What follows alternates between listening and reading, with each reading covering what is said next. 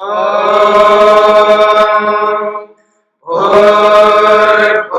स्वः तत्सवितुर्वरेण्यं भर्गो देवस्य धीमहि धियो यो नः प्रचोदयात्।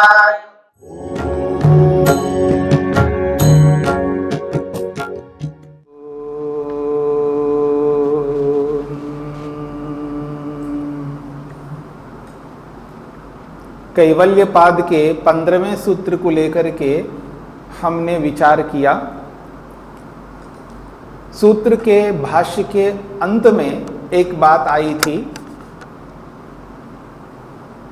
जो भी वस्तु को हम देख रहे हैं वो वस्तु देखने से पहले नहीं थी, देखने के बाद भी नहीं रहेगी। देखने वाला भी पहले नहीं था, बाद में नहीं रहेगा। देखते समय वो है और वस्तु भी, यानी वस्तु और देखने वाला वर्तमान काल में ही होते हैं। ये एक क्षणिकवाद का सिद्धांत है। इस बात को लेकर के अंत में हमने कल विचार किया। वो जो क्षणिकवादी कहना चाहता है देखने से पहले नहीं था का जो अभिप्राय है वो हमें समझना है, देखने के बाद में नहीं रहेगा इसको भी समझना है। तो जो देखने वाला जिस क्षण जिस वर्तमान काल में जो देख रहा है ये बस वर्तमान काल में ही है, इससे पहले ये ही नहीं था, वो दूसरा था देखने वाला। ये उनका अभिप्राय है। वर्तमान काल में जो देखने वाला है, जिस क्षण में वो वस्तु को देख रहा है उस क्षण में वो जो देखने वाला है वर्तमान में ही है, वो भविष्य में नहीं रहेगा और पूर्व में भी नहीं था, यानी भूतकाल में यही नहीं था, वो दूसरा था देखने वाला। भूतकाल में जो देखने वाला था वो अलग था, वर्तमान में जो देख रहा है ये अलग है। और भविष्य जब होगा, भविष्य में ये नहीं रहेगा देखने वाला, भविष्य में देखने वाला कुछ और ही होगा। यानी भूतकाल में देखने वाला अलग था, वर्तमान में देखने वाला अलग है और भविष्य में देखने वाला अलग होगा। ये उसका सिद्धांत है। जैसे देखने वाले के संदर्भ में, वैसे ही जिस वस्तु को वो देख रहा है वो वस्तु इससे पहले नहीं थी। अर्थात जो वस्तु अभी दिखाई दे रही है वो वस्तु वर्तमान में ही है, भूतकाल में दूसरी वस्तु थी। ये इसका अभिप्राय है। और जब भविष्य में ये वस्तु नहीं रहेगी, अर्थात भविष्य में तीसरी वस्तु होगी, अलग वस्तु होगी, यही वस्तु नहीं रहेगी। ये उस क्षणिकवाद का मंतव्य है।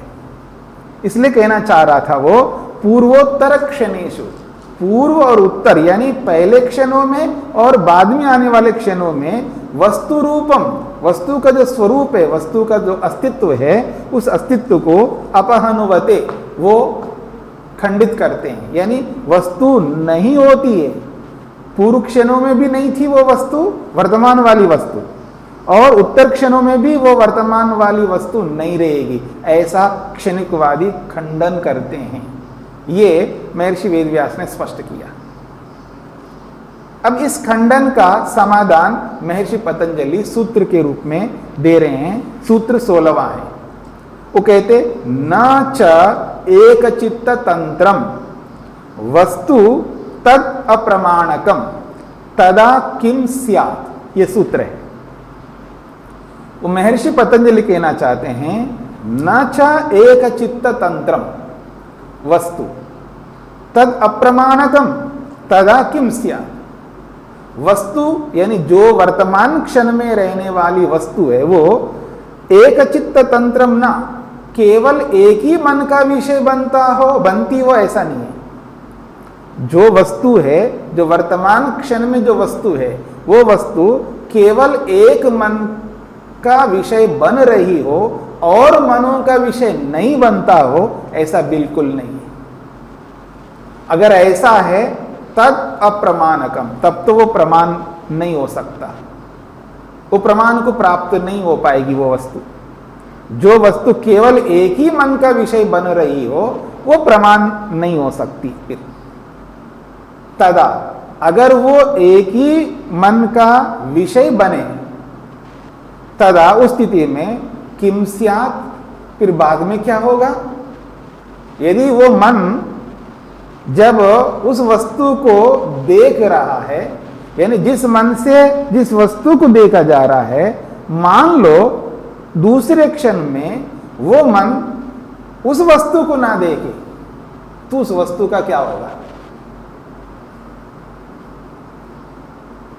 हमारा ये प्रश्न है, यानी महर्षि पतंजलि ये कहना चाहते हैं, यदि आप ये मानते हो कि वस्तु जो है एक ही मन का विषय बनता है, यानी एक ही मन का विषय का मतलब है बस एक ही मन देख सकता है, दूसरा मन नहीं देख सकता। इसका क्या अर्थ निकालें हम? इसका अर्थ ये निकालें कि जब वो मन देखने वाला है, अर्थात जिस मन के माध्यम से उस वस्तु को जो व्यक्ति देख रहा है, जिस क्षण में उस वस्तु को देखा, अब उसके मन में है अब मैं दूसरे को देखना चाहता हूं, तो वो अपने मन को वहां से हटा करके दूसरे वस्तु को देखने लगा, तो उस वस्तु का क्या होगा? किम स्यात्? तदा, जब कोई व्यक्ति अपने मन को दूसरे में लगाए है, तदा उस स्थिति में किम स्यात्, उस वस्तु का क्या होगा? क्या वो वस्तु ब्लास्ट हो जाएगी? वो वस्तु समाप्त हो जाएगी? क्या होगा? ये प्रश्न है पतंजलि जी का। तो कहना चाह रहे न च एक चित्त तंत्रम वस्तु, इसलिए महर्षि पतंजलि कहना चाहते हैं कोई भी वस्तु एक ही मन का विषय नहीं होता है, यानी कोई भी वस्तु एक ही मन के साथ जुड़ी हुई नहीं रहती है, वो वस्तु अनेक मनों के साथ जुड़ सकती है, एक ही रहेगी वो वस्तु और अनेक मनों का विषय बनेगी वो। अगर आप ऐसा नहीं मानेंगे तो वो प्रमाण नहीं माना जाएगा वो, यानी एक वस्तु एक मन के साथ जुड़ी रहती है, ये प्रामाणिक नहीं है। अगर इसको प्रामाणिक मानोगे, उस स्थिति में जब वो मन उस वस्तु को ना देखे, आपने कहा है कि वस्तु एक ही मन का विषय है, तो वो मन उस वस्तु को ना देखे, उस स्थिति में किम स्यात्, फिर उस वस्तु की क्या स्थिति होगी? वो समाप्त हो जाएगी। आप यदि कहते हो समाप्त हो जाएगी, पर व्यवहार में तो नहीं होता ऐसा। हम भले ना देखे उस वस्तु को, वैसी की वैसी पड़ी रहती, वो सारी वस्तुएं वैसी की वैसी रहती है, हम देखे या ना देखे। तो आपका ये बात, आपकी ये जो बात है, ये प्रामाणिक नहीं है, ऐसा महर्षि पतंजलि यहां पर कहना चाहते हैं। तो भाष्यकार इसी सूत्र की व्याख्या करते हुए स्पष्ट करते हैं, एक चित्त तंत्रम चेद वस्तु, एक चित्त तंत्रम चेद वस्तु, कोई वस्तु यदि एक चित्त तंत्रम, एक मन के अधीन है, तंत्रम से यहां पर अधीन अर्थ कर सकते हैं आप, तो चेत मतलब यदि वस्तु एक चित्त तंत्रम, एक ही मन के अधीन है, तो तदा तब चित्ते व्यग्रे निरुद्धेवा स्वरूपमेव तेन अपरामृष्टम अन्यस्य अविषयीभूतम अप्रमाणकम अग्रहित स्वभावकम केनचित् तदानीं किम तत् स्यात्। महर्षि वेदव्यास कहना चाहते हैं, यदि वस्तु एक ही मन के अधीन रहे, तब चित्ते व्यग्रे, यदि मन व्यग्र हो गए, व्यग्र का अर्थ है चित्त अन्य मनस्क हो जाए, यानी वो उस वस्तु को ना देख करके किसी और को देखने लगे मन, अथवा निरुद्धेवा, मन देखे ही नहीं किसी को।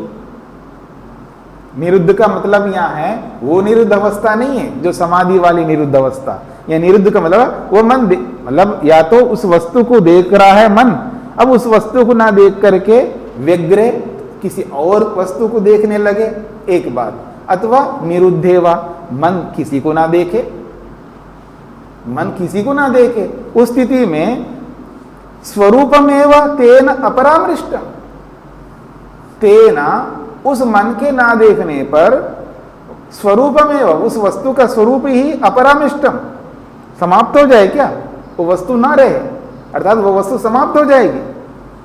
अन्यस्य अविषयीभूतम, अब किसी दूसरे को वस्तु नहीं दिखाई देगी। भाई मैंने उस वस्तु को देख लिया, उसके बाद मैंने अपने मन को हटा लिया वहां से, अब मैं देखूंगा नहीं, फिर कभी नहीं देखूंगा, निरुद्धे, देखूंगा ही नहीं। तो क्या अन्यस्य अविषय भूतम, अब वो वस्तु दूसरे के लिए विषय ना बने, मतलब दूसरा कोई व्यक्ति उसको देख ही नहीं सकता। अगर ऐसा है तो अप्रमाणकम, फिर तो ये कोई प्रमाण नहीं है। फिर कहा अग्रहीत स्वभावकम, इसका मतलब है कि एक वस्तु एक ही मन का विषय बन गया, अब दूसरा मन उसको देख ही नहीं सकता, तो अग्रहीत स्वभावकम, मतलब इसके अंदर, उस वस्तु के अंदर ग्रहण करने का स्वभाव, ग्राह्य स्वभाव बिल्कुल नहीं है। एक ही वस्तु को दिखाई देने वाली है वो, या एक ही मन को दिखाई देने वाली वस्तु है। केनचित् तदानीम किम तस्यात्, तदानीम उस स्थिति में, केनचित् किसी के द्वारा अगर देखने की इच्छा हो जाए तो किम तत्स्यात्, वो वस्तु दिखाई दे या ना दिखाई दे, वो वस्तु उसके लिए उपलब्ध हो या ना हो। क्या मानते हैं आप? अगर आप ये मानते हैं तो वो वस्तु उपलब्ध नहीं होगी, तो व्यवहार में तो ऐसा होता नहीं है, व्यवहार में तो सभी लोग देखते हैं। तो भाष्य का जो पंक्ति है उसको समझने का स्पष्ट प्रयास दोबारा करो कि तेना स्वरूपम एवा, यहां से लिखिए, देखिएगा, चित्ते व्यग्रे निरुद्धे वा, यदि मन के दूसरे पदार्थ को देख लेने पर, व्यग्रे का मतलब है उस वस्तु को छोड़ करके दूसरे वस्तु को मन देख लेने पर, अथवा निरुद्धे वा, अथवा यूं समझ लीजिएगा वो मन उस वस्तु को देख ही नहीं रहा, बस देखना बंद कर दिया। पहले बोला है दूसरे पदार्थ को देखने लगे तो इस पदार्थ का क्या होगा, अथवा वो मन किसी को नहीं देख रहा है, निरुद्धे, किसी को नहीं देख रहा है, उस स्थिति में स्वरूपम एव तेन अपरामृष्टम, तेना उस मन के द्वारा न देखे जाने से, स्वरूपमेव अपरामृष्टम, उस वस्तु का जो स्वरूप है वो अपरामृष्टम, अब नहीं रहा, वो उपस्थिति नहीं है, उसके लिए है ही नहीं वस्तु, ऐसा माना जाए, यह समाप्त हो जाए उसके लिए। फिर कहा अन्यस्य अविषयी भूतम, अगर कोई दूसरा व्यक्ति उस वस्तु को देखना चाहिए तो उसका विषय नहीं बनेगी वो वस्तु, उसके लिए दिखाई नहीं देगी, इसलिए कहा अगृहीत स्वभावकम, उसके लिए वो गृहीत ही नहीं होगी वो वस्तु, क्योंकि वो एक ही वस्तु, एक ही मन का विषय है, दूसरे मन का विषय बनेगा नहीं है। तो दूसरे मन का विषय न बनने के कारण से अगृहीत स्वभावकम कहा है, और अप्रमाणकम इसलिए कहा है क्योंकि एक ही मन का विषय बन रहा है और बाकी कोई मन देखे उसको तो वो दिखाई नहीं देगा, ऐसा आप कहना चाहते हैं, तो ऐसी स्थिति में वो प्रमाण जन्य नहीं है, यानी प्रमाण नहीं हो पाएगा। इसलिए कहना चाहते हैं केनचित् तदानीम किम तत्स्यात्, केनचित् किसी के द्वारा, किसी भी व्यक्ति के द्वारा या किसी मन के द्वारा उसको देखना चाहें, तदानीम उस स्थिति में, किम तत्स्यात् उस वस्तु का क्या होगा, क्या वो वस्तु बनी रहेगी या क्या वो वस्तु नष्ट हो जाएगी, क्या मानते हैं आप? ये प्रश्न क्षणिकवादी के ऊपर किया जा रहा है। तो कहा जा रहा है संबध्यमानं च पुनः चित्तेन कुत उत्पद्येत, तो कहते हैं संबध्यमानं च पुनः चित्तेन कुत उत्पद्येत, तो संबद्ध, संबध्यमानं का मतलब है जो संबंधित, संबध्यमानं च वस्तु, वो संबंधित वस्तु, जिस वस्तु को मन ने देखा उस मन से संबंधित वस्तु, पुनः चित्तेन दोबारा वो चित्त देखना चाहे, कुछ देखिए ऐसा समझ सकते हैं, आप मेरी ओर देखिएगा, मैंने एक वस्तु को देखा, उसको देख करके दूसरे क्षण में फिर दूसरी वस्तु को देखने लगा, तो जब इस वस्तु को देख रहा हूं तो ये वस्तु रहेगी नहीं रहेगी, एक बात।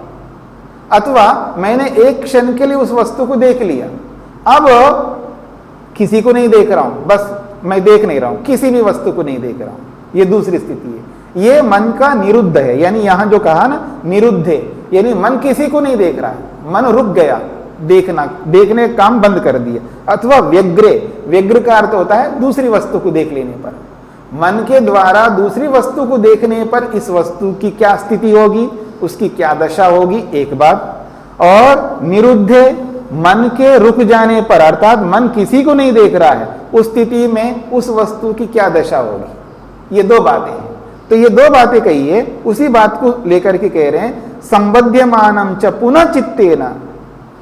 अगर मेरे मन में ये बात आ जाए, मैंने एक क्षण के लिए देखा था उस वस्तु को, अब मैंने देखना ही बंद कर दिया, चलो अब फिर दोबारा देखना चाहूं मैं, 1 घंटे के बाद, 2 घंटे के बाद या अगले दिन कभी भी दोबारा उस वस्तु को देखना चाहूं, तो कहा संबध्यमानम, उसी वस्तु से संबंधित जो मेरा मन है, पुनः दोबारा जब उस वस्तु को देखना चाहे तो पुनः चित्तेन कुत उत्पद्येता, जब वो चित्त उसके साथ जुड़ना चाहता है तो कुत उत्पद्येता, क्या वो दोबारा उत्पन्न हो जाएगा? वो आप कहना चाह रहे हैं ना एक क्षण भर के लिए रहेगा, उसके बाद नहीं रहेगा, तो वस्तु दोबारा उत्पन्न होगी? ये प्रश्न है उसके ऊपर। ये च अस्य अनुपस्थिता भागा ते च अस्य न स्यु। अब मेरी ओर देखिए, यानी जिस ओर मैं खड़ा हुआ हूं, या पूर्व की दिशा में, उत्तर की दिशा में, किसी भी दिशा में एक ओर मैं खड़ा हूं। मान लीजिए मैं यहां खड़ा हूं और सामने कोई वस्तु है, तो सामने वाली वस्तु मेरे को दिखाई दे रही थी, उसके बाद में नहीं दिखाई दे, तो पीछे वाली वस्तु को तो मैंने देखा ही नहीं, सामने वाली को देखा। तो ये कहना चाह रहे हैं ठीक है, कुछ समय के बाद में फिर मैं दोबारा देखना चाहूं तो वस्तु दिखाई नहीं देगी, तो पीछे वाली वस्तु कहां गई? अथवा आगे वाली दिखाई दे रही तो पीछे वाली वस्तु को तो मैंने देखा नहीं है, फिर वो रहेगी नहीं रहेगी वो वस्तु? ये कहना चाह रहे हैं आगे के अवयव, पीछे के अवयव, दाएं के अवयव और बाएं के अवयव, तो अलग अलग अवयवों के रूप में यहां पर प्रस्तुत करके ये बात कही जा रही है कि ये च अस्य अनुपस्थिता भागा, जो इस वस्तु के अनुपस्थित भाग है, यानी जिनको हमने देखा ही नहीं है, ते च अस्य न स्यु, उसके लिए वो भाग है ही नहीं फिर उसके लिए, क्योंकि उसको देखा ही नहीं उसने। जिसको देखा वही उसके लिए दिखाई देंगे, और जिनको देखा ही नहीं तो वो दिखाई नहीं देंगे। अब ये सामने वाले भाग भी नहीं रहेंगे एक क्षण के बाद में, तो ये नहीं रहेंगे तो पीछे वाले भाग भी नहीं रहेंगे क्या? ये पूछा जा रहा है। तो कह रहे हैं तेच अस्य नास्यु वा नास्ति पृष्ठम, इसलिए कहा जा रहा है उसका पृष्ठभाग भी नहीं होगा। जब पृष्ठभाग नहीं है तो उदरमपि न गृह्येता, सामने वाला भाग भी नहीं दिखाई देगा। जब पीछे वाला भाग नहीं है तो सामने वाला भाग कहां से रहेगा? अथवा सामने वाला भाग दिखाई दे रहा है तो पीछे वाले भाग को तो देखा नहीं है, तो वो नहीं रहेगा क्या? अगर पीछे वाला भाग नहीं है कहोगे तो सामने वाला भाग भी नहीं दिखाई देगा।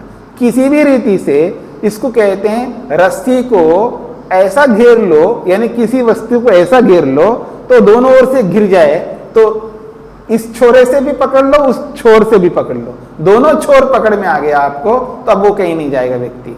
आगे से पकड़ लो तो पीछा भी अपने आप पकड़ में आ जाएगा, पीछे से पकड़ लो तो आगे वाला भी अपने आप पकड़ में आ जाएगा। इसको कहते हैं रस्सी के दोनों छोर को किसी ने पकड़ ले, अब वो बीच वाला आदमी बीच में रहेगा, अब कहीं नहीं जा सकता। ये वाली बात है। तो तस्मात् स्वतंत्र अर्थ, इसलिए किन झगड़ों में आप पड़े हो? ये क्या क्षणिकवाद को लेकर के रखे हो? ये सब बुद्धि का खेल है। बुद्धि को, यानी आप अपनी बुद्धि को इतना उत्कृष्ट मत बनाइए कि उस उत्कृष्टता से आपका व्यवहार खराब हो जाए, व्यवहार ही नहीं चल सके आपका, और व्यवहार की सिद्धि ना होने से अपने गंतव्य स्थान पर, अपने लक्ष्य तक नहीं पहुंच पाओगे। तो इसलिए इस बुद्धि का खेल, ये अतिवादी पना दिमाग से हटा दो। ये कहना चाहते हैं तस्मात् स्वतंत्र अर्था, ये जो वस्तु है, मेरा मन देखे ना देखे, मैं अन्य मनस्क हूं या मैं कभी ना देखूं उस वस्तु को, वो वस्तु स्वतंत्र है, अपने अस्तित्व पर विद्यमान है, उसका अपना एग्जिस्टेंस, अपना अस्तित्व, अपनी विद्यमानता में विद्यमान है वो। सर्व पुरुष साधारणा, और एक बात है, वो वस्तु समस्त मनुष्यों के लिए बराबर वैसे ही रहेगा। या वैसी रहेगी वो पदार्थ वस्तु, तो वो वस्तु जैसी वैसी रहेगी सब मनुष्यों के लिए। कितने ही लोग देख लो उसको, जैसी वैसी रहेगी। अगर वस्तु एक ही है तो एक ही के रूप में रहेगी, जैसे उसके गुण है वैसे ही रहेंगे, उनमें कोई बदलाव नहीं होगा। हमारे में बदलाव हो सकते हैं, क्योंकि धर्म से देखूंगा तो उस वस्तु को अलग रूप से देखूंगा, अधर्म से देखूंगा उसी वस्तु को अलग रूप से देखूंगा, मूढ़ता से मोह से युक्त होकर के देखूंगा तो वो वस्तु और ही अलग दिखाई देगी। यदि मैं विवेक से, वैराग्य से, यथार्थ बोध को लेकर के देखूंगा तो बिल्कुल सुस्पष्ट वो जैसी वस्तु वैसे ही दिखाई देगी। इसलिए मेरे में बदलाव हो सकते हैं, अर्थात मेरे ज्ञान में बदलाव हो सकता है, और मेरे ज्ञान के पीछे जो हेतु, धर्म अधर्म जो कारण है उनमें बदलाव हो सकता है, बाकी वस्तुएं तो वैसी की वैसी रहेंगी। ये बात यहां पर कही जा रही है। इसलिए कहा जा रहा है स्वतंत्रानि चित्तानि प्रतिपुरुषम प्रवर्तन्ते। स्वतंत्रानि चित्तानि, और मन भी स्वतंत्र हैं, वो भी वैसे के वैसे रहते हैं। प्रतिपुरुषम प्रवर्तन्ते, प्रत्येक पुरुष में वो मन वैसे ही रहेंगे जैसे रहने चाहिए। वो मन भी नहीं बदलते हैं और वो वस्तुएं भी नहीं बदलती हैं, वो वैसी की वैसी रहेंगी। इसलिए कहना चाह रहे हैं अंत में एक बात, तयो संबंधात उपलब्धि पुरुषस्य भोग इति। तयो संबंधात, उन दोनों के संबंध से, यानी वस्तु और ज्ञान या वस्तु और मन, इन दोनों के संबंध से उपलब्धि पुरुषस्य, पुरुष को उपलब्धि होती है, यानी पुरुष को प्राप्ति होती है, पुरुष को लाभ मिलता है, और उसी प्राप्ति को, उसी लाभ को भोग इति, भोग कहलाता है। वो जो पुरुष को उपलब्धि हो रही है उस उपलब्धि का नाम भोग है, जिसको वो भोगता है या जिसका वो अनुभव करता है, चाहे वो सुख के रूप में अनुभव करता हो या दुख के रूप में अनुभव करता है। उस सुख या दुख के रूप में जो भी अनुभूति होती है, उसी अनुभूति को, उसी उपलब्धि को, उसी प्राप्ति को यहां पर योग में भोग शब्द से बोला है। तो इसको यहीं पर विराम देते हैं।